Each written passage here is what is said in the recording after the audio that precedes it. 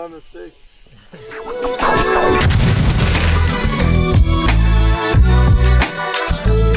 Ooh, 38.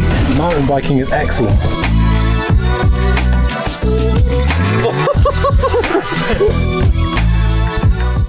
Ibis were in their heyday with the original 26-inch Mojo, as well as the subsequent HD, and despite having a consistent presence in the EWS, they might not have been the first brand you'd think of when considering a new racy enduro bike. But could that be about to change? The HD6 takes its place as Ibis's longest travel bike, with 160mm of travel at the rear delivered via a DW Link suspension layout, all paired to a mahoosive 180mm fork. When it first launched, the biggest talking point about the HD6 was its straight top tube. I think they did a good job making it look a little bit less swoopy and a little bit more modern than some of their previous offerings. Yeah, I think it's hard to disagree with the looks of the Ibis. Now they've gone with those straighter tubes, more modern geometry numbers. Yeah, exactly. There's also 5 sizes, which should make it a little bit easier for riders to find the bike that fits them appropriately. So it's a mixed wheel platform with big travel, and it does without that divisive swooping top tube. The HD6 represents some of the best of modern enduro. Plus, we all considered it to be one of the better looking bikes on test, which is a markedly different assessment to how we felt about previous generations. The HD6 is one of the lightest bikes we have on test, and while weight isn't everything, it certainly helps, especially considering that compared to the heaviest bike, the Ibis is 7 pounds lighter. Yeah, that's impressive. But there was one attribute that we did notice that stood out. The 76.5 degree seat tube angle is a little slacker than most, although it did work with some of the dimensions around the rest of the bike. As far as the suspension performance goes when climbing, it's very impressive. This is a bike with 165mm of rear travel, but it's got that nice supple feel off the top without being too wallowy. If you stand up and really sprint on it, it still remains fairly supportive. So it kind of has a good blend of what you'd consider maybe trail bike attributes, but with more travel that you would hope to see on an enduro race bike. Simply put, this bike is light, fast and effective, and is a long travel bike for those that want the efficiency and tautness of something with a little less travel.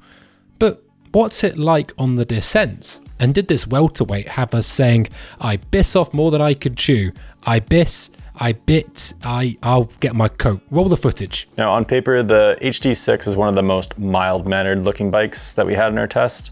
We kept calling it the palate cleanser because it was one of the easiest bikes to just hop on and ride. It felt normal. There were no outliers or extreme numbers. Yeah, exactly. It's one of those ones you can kind of hop on and not have to adjust your riding style. One thing that I did notice though, we mentioned before, the bike's designed around a 180mm fork in a really steep terrain. As you're going through that travel, it can make the bike feel a little bit steeper, and that's partially because Ibis decided to use a very short head tube. They didn't want the stack height of the bike to be too high, which kind of makes sense, but I do wish they pushed it maybe a little bit further. So we talked about the geometry being more modern and up to scratch, and it is a very easy bike to ride, and in the right hands, it can be pushed harder. So it's not a bike that's too stiff or too wallowy or anything. It's gonna be a good race bike, I think. Yeah, exactly. It strikes a nice middle ground. It's worth mentioning though that the chainstay length remains the same throughout all the sizes. I think that does help with the size large we're on. Those mixed wheels, relatively short back end, kind of gives it that nice playful feel. But as you go up to the larger sizes, you may encounter a little bit of an imbalance. The bike is definitely like alive and quick in the corners, easy to pick up and get over stuff. But some riders that are looking for that kind of extra long, extra slack, super burly thing, they're not gonna find it here.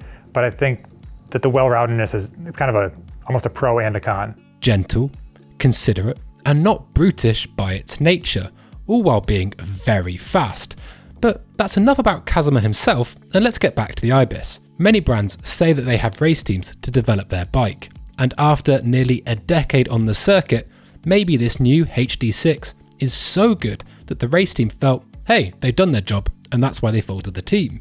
Either way, the Ibis really is a refreshing take, without the compromise or blind spots in design that we've seen in some of the other bikes. That said, it could definitely be more aggressive, and that trail bikey feel is still something you'll be aware of at times on the descents as well as the climbs. Ibis did a good job sorting out the little details on the HD6's frame. It's got internal cable routing that doesn't rattle. It's good chain slap protection. There's room for a water bottle. It's a little bit harder to reach since it's kind of tucked a little bit lower in the frame, but it's there. So one thing that does come with the Ibis is those round carbon tubes, and that doesn't leave any space for an internal storage box. And That's sort of the more trendy thing to do with these style bikes. And it's not a total deal breaker. There are mounts under the top tube for a pump or a tube, whatever. Another nice frame feature is the fact that the HD6 is coil shock compatible, and Ibis stressed that it's compatible with all coil shocks. So there's no limitations to kind of revise the shock mount, so it shouldn't put any undue stress on a coil shock. We're totally happy with the way they perform with the air shock, but it's always nice to have more options. A great bike then, even if, like so many of the other bikes on the test, it comes with a dropper that is simply too short. But that's probably more of a SRAM problem than an Ibis one specifically. However, for over $11,000, yes, you heard me right, $11,000, it's more than slightly disheartening that you'd want to buy a new dropper immediately. So who's this bike for? Now, this isn't the wildest bike in terms of geometry, but I think an expert level enduro racer could probably take this bike to some, high speeds, ride it flat out. Yeah, definitely has that race bike feel, but for the rider that really wants that kind of a bike that's been pushed to the limits with a super slack head angle, it's super long, everything, it doesn't have that, which isn't the end of the world, but I do think there's room for a few little tweaks. Like I mentioned, you can put in an angle set, slacken out just that little bit to kind of improve its capabilities in the really steep stuff, but overall, definitely can be raced right out of the box. The bike then for the person who wants the security of extra travel without some of the inherent drawbacks.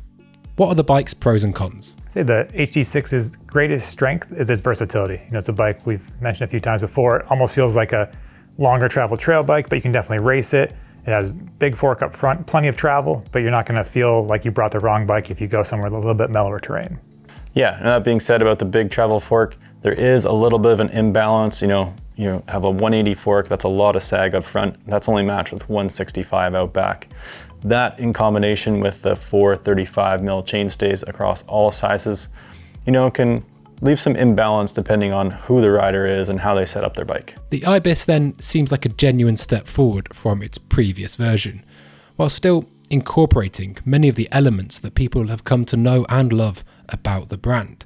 Light, carbon, and the ever-present DW link will surely prove a hit with Ibis diehards, and the sophisticated clean looks and do-it-all nature will undoubtedly win over the hearts and minds of those who may well have viewed Ibis as something that wasn't quite for them.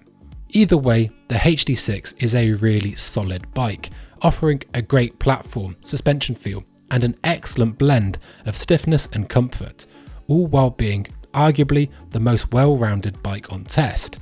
That said, it isn't for people who want something completely radical, in terms of geometry at least.